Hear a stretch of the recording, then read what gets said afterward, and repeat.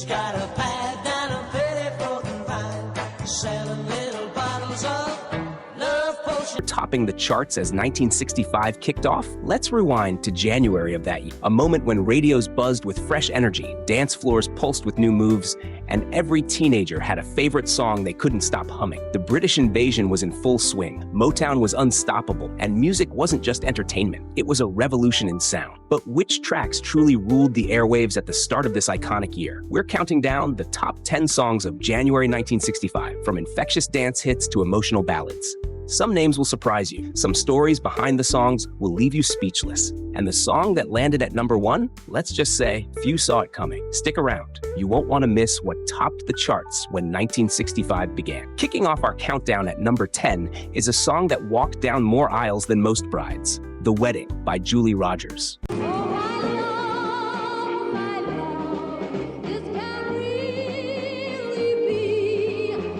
Released in late 1964, this elegant ballad climbed the charts steadily, peaking in January 1965 as couples everywhere embraced its heartfelt lyrics and sweeping orchestration. It wasn't flashy, but that was part of its magic. With Rogers' emotional delivery and the grandeur of the melody, it felt less like a pop song and more like a personal vow set to music. It quickly became the go-to anthem for weddings across the globe.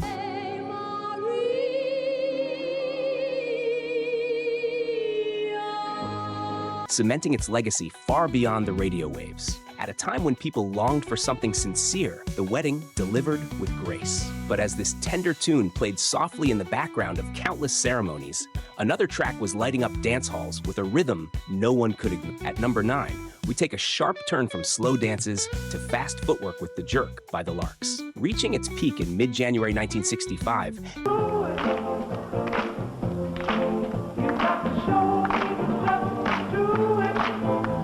this infectious track didn't just climb the charts, it launched a full-blown dance craze. With its punchy rhythm and catchy chorus,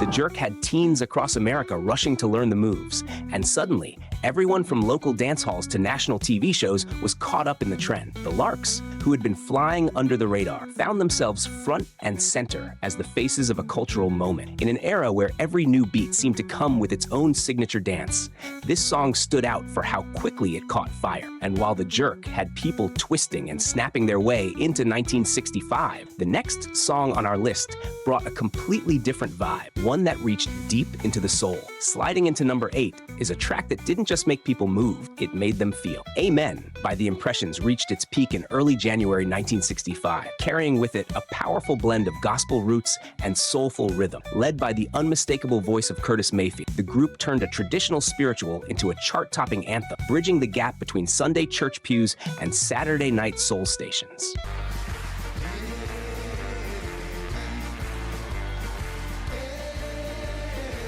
It wasn't flashy or complicated, but its strength was in its simplicity. Layered with rich harmonies and heartfelt conviction, Amen resonated with a generation in search of hope, unity, and something deeper beneath the surface of popular music. The Impressions weren't just singing, they were preaching, gently, soulfully, through melody. But just as Amen stirred something spiritual, the next song on our countdown had a completely different kind of magic, one that involved a mysterious bottle and a twist of fate. At number 7, things take a playful turn with Love Potion number 9 by The Searchers, a quirky, upbeat tune that cast a musical spell over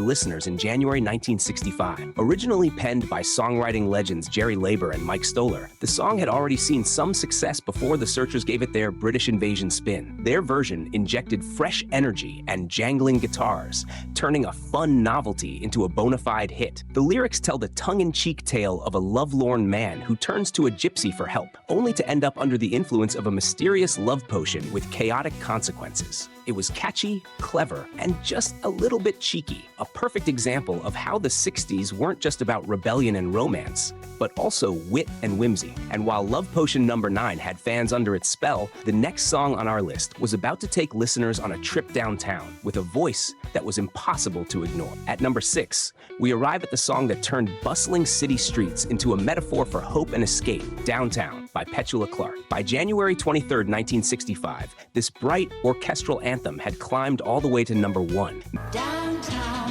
just listen to the music of the traffic in the city.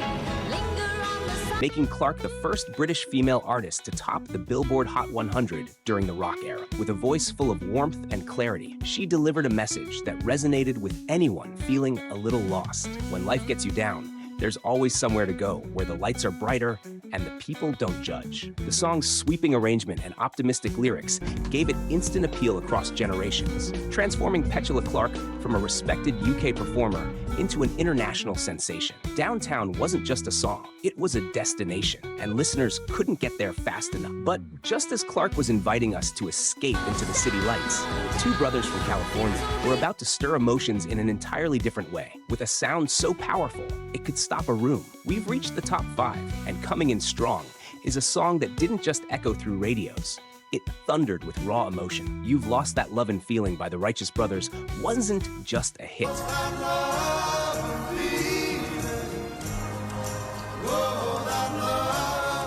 It was a vocal powerhouse, wrapped in layers of drama, longing, and sonic depth. Produced by the legendary Phil Spector, this track is often hailed as the definitive example of his wall of sound technique, massive, lush, and emotionally overwhelming. When Bill Medley's deep baritone opened the song, it felt like heartbreak itself had stepped up to the mic, only to be answered by Bobby Hatfield's soaring high notes. The result? A haunting duet that climbed to number 1 in early February 1965, but was already burning up the charts the month before. It's the kind of song that makes you stop whatever you're doing and just listen. And while You've Lost That Lovin' Feeling pulled at the heartstrings, the next track in our countdown came from a trio of women who knew exactly how to turn heartbreak into fierce, unforgettable rhythm. Sliding into number 4 is a song that proved the Supremes weren't just riding a wave, they were the wave. Come See About Me held the number 1 spot not once, but across multiple weeks, including January 16, 1965. See about you, baby. See about me. I've given up my friends just for you. During the height of their chart-topping streak, with Diana Ross's sweet yet commanding vocals leading the charge, the track combined heartbreak with a groove that made sadness sound strangely empowering. It was polished, it was catchy, and it was unmistakably Motown. This wasn't just another hit. It was part of a historic run that saw the Supremes notch 5 consecutive number 1 singles, solidifying their reign as queens of the American pop scene. The music world had changed, and the Supremes weren't just part of it, they were shaping it. But while they were calling out for love to come back, a certain group from across the pond was feeling just fine, and they were about to prove it with a song that opened with a sound no one had ever heard before. We're down to the final 3, and this is where the countdown hits another level. These are the songs that didn't just make noise. They changed the game. From iconic intros to groundbreaking soundscapes, the top 3 tracks of January 1965 left a mark on music history that still echoes today. Landing at number 3 is a song that literally began with a buzz. The Beatles' I Feel Fine. With its opening blast of guitar feedback, this track did something no one had dared to do before. I'm in love with her and I feel fine. Baby says she's Turned technical noise into part of the hook. Released at the tail end of 1964, it carried its momentum right into the new year, holding the top spot through the first weeks of January. But beyond its experimental edge, I Feel Fine was classic Beatles. Playful, confident, and effortlessly cool. John Lennon's lead vocal beamed with joy, and the rhythm bounced with a kind of casual genius that only they could deliver. It wasn't just a hit, it was a declaration. The Beatles weren't just riding trends, they were creating them. And as they pushed the limits of what pop could sound like, their next track was right behind them, proving that their creative well was far from running dry. At number 2, the Beatles show up once again, because one chart-topping hit just wasn't enough. She's a Woman, the B-side to I Feel Fine, carved out its own identity with a bold, bluesy swagger that stood in sharp contrast to the lighter pop sounds of the time. I get lonely. People tell me that she's only fooling. I know she's only. It peaked at number 4 in early January 1965, but its influence reached far beyond its chart position. Paul McCartney's gritty vocals and the song's driving rhythm gave fans a different taste of the band's range, proving they weren't afraid to step into new musical territory. Where I Feel Fine played with feedback and upbeat energy, She's a Woman leaned into attitude and soul. Together, the two tracks showcased just how quickly the Beatles were evolving and how they could dominate both sides of a single. But as innovative and iconic as the Fab Four were, there was still one song that managed to steal the #1 spotlight as the new year began, and it came from a voice soaked in loneliness and longing. The moment you've been waiting for, #1. As 1965 began, one voice rose above the rest, not with swagger or flash, but with raw, aching vulnerability. Bobby Vinton's Mr. Lonely captured the quiet pain of isolation in a way that struck a universal chord. Lonely, I'm Mr. Lonely. Originally recorded back in 1962, the song didn't find its spotlight until late 1964, when it suddenly surged to #1 and held its place in the hearts of listeners well into January. With its haunting melody and Vinton's tender delivery, Mr. Lonely became more than just a pop hit.